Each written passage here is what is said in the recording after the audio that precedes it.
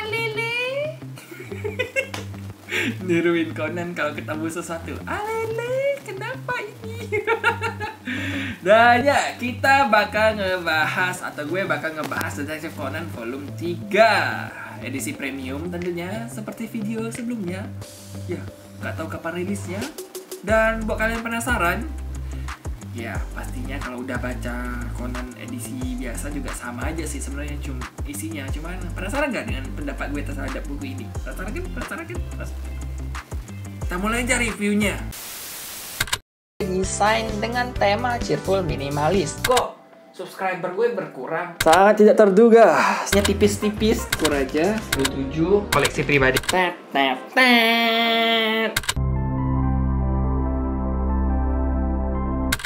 Detektif Conan volume 3 premium ini ada kurang lebih 6 kasus. Gue nyontek, gue gak hafal semuanya. Yang gue inget itu pertama itu adalah kasus pria berbalut dengan perban gitu, dimana Ran Conan sedang liburan ke tempat vilanya Sonoko. Itu kasus pertama itu. Dan ada terjadi pembunuhan di sana. Salah satu temen kayak reunian mereka, reunian SMA, sekolah. Ada yang terbunuh gitu karena ya gitulah. Yang kedua itu adalah kasusnya detektif cilik, di mana mereka menyelidik. Sebentar, gue cek biar memastikan. Oh iya, mereka menemukan mayat di sebuah rumah. Jadi detektif cilik ini Conan, Mitsuhiko dan sebagainya, dan dua orang lain gue lupa namanya. Mereka menemukan mayat di sebuah rumah ketika ya mereka lagi main lah, kayak main bola, lempar bola, bolanya nyasar ke rumah orang. Ketika pengen diambil, terlintas di jendela, wih kok ada orang berdarah-darah di bak mandi. Terus mereka lapor polisi datang dan mereka cek lagi, loh kok mayatnya hilang. Nah itu salah satu kasusnya. Kasus ketiga itu adalah ada seorang penyanyi, dia mati karena diracuni.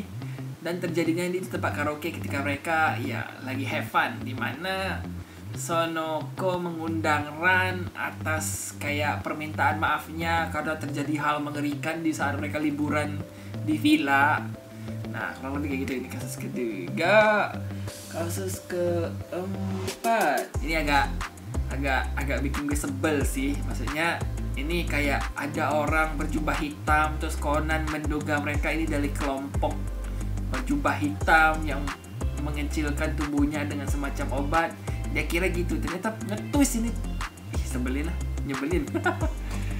Kasus kelima itu adalah kematian seorang direktur perusahaan gitu. Gimana jelasinnya? Dia meninggal karena ditusuk katana di bangunan, di ruang kerjanya gitulah. Jadi kayak awalnya Kogoro ditugaskan atau dimintai untuk menyelidiki kasus perselingkuhan istri si presidir perusahaan ini.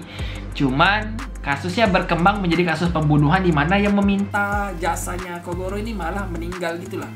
Dengan kondisi cukup mencengangkan, di mana si mayatnya ini kayak tertusuk katana, dibelek. Enggak dibelek juga sih. Kayak sadis gitu kalau dibelek ya. Kayak ya tertebas pedang gitu lah. Kondisinya cukup mengerikan dan ya kasusnya berkembang lah. Dan ternyata berikutnya gitu. Kasus terakhir itu adalah pembunuhan yang terjadi pada seorang novelis terkenal. Jadi ada seorang penulis cerita di sebuah semacam surat kabar gitu. Biasanya ada deh.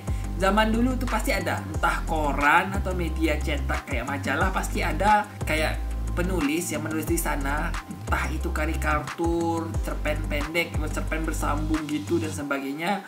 Nah ini mirip-mirip gitu. Jadi si novelis ini atau penulis ini meninggal misterius di hotelnya karena tertembak gitu. Cuman pelakunya ini nggak tahu siapa. Ruangannya itu agak misterius gitulah. Jadi kayak suara tembakan, tapi pintu kamarnya terkunci gitu. Terus terduga pelakunya juga punya alibi yang wah, alibi yang kuat banget, bisa dibilang alibi yang sempurna gitu lah. Nah ini gimana caranya Conan untuk menyelidiki kasus tersebut dan memecahkan misteri alibi sempurnanya, biar ya udah ketangkep pelakunya ketawa di depan, cuman kita nggak bisa nangkap pelakunya gitu. Seru. Nah itu 6 kasus. Yang gue suka sebenarnya itu adalah kasus detektif cilik yang menemukan anak. Entah kenapa cerita yang ada detektif cilik itu seru kalau di komik. Sama yang tertusuk pedang itu cukup seru sih. Entah kenapa otak gue mulai mengarah ke hal yang aneh nih, suka adegan-adegan berdarah gitu ya. Ya kurang lebih seru. 2 itu yang seru, yang lainnya ya oke lah. Walaupun agak ketebak gitu ceritanya dan sebagainya. Dan seperti biasa kalau komik itu gak seret kalau nggak ngebahas pesan moral, hal yang bisa diambil. Cuman apa ya? Ya bisa. Pertama, dari kasus kematian seorang penyanyi di tempat karaoke itu, hal penyebabnya itu sepele banget. Komunikasi dan asumsi, di mana si korban kayak mencintai seorang gadis misterius, terus cuman dia nggak mau mengungkapkan, dia cuman bisa diem doang. Sementara si gadis dia berasumsi banyak hal dan terjadi konflik di mereka hingga mengakibatkan si penyanyi ini mati karena si gadis menduga kalau wah, penyanyi ini selingkuh lah, oh dia suka gadis lain lah dan sebagainya. Dia asumsi dengan pikirannya sendiri. Maksudnya ya, kita kalau menyukai seseorang harus komunikasi itu penting. Komunikasi. Sisanya pasti ngobrolin tentang dendam, tentang harta dan sebagainya. Ya wajar lah, kayak kasus yang di Vilaran, Sonoko dan sebagainya itu fix karena dendam masa lalu. Nah terus kalau yang tentang novelis itu fix tentang harta karena saingannya ingin terkenal kaya, gitu lah. Ya kan lebih kayak gitu. Cuman yang menurut gue cukup ya unik itu adalah kasus yang karaoke itu kayak anjing. Relationship bakal hancur sehancur-hancurnya tanpa komunikasi gitu loh. Kayak diam-diaman, punya pemikiran masing-masing, tahu-taunya udah aja kayak gitu, kelar, cerai lah, putus lah, bahkan sampai dendam dan ya melakukan hal-hal ekstrim sampai pembunuhan dan sebagainya. Itu cukup sepenting itu komunikasi. Ya karena begitu, Detektif Conan Premium Volume 3. Sampai ketemu di video gue berikutnya.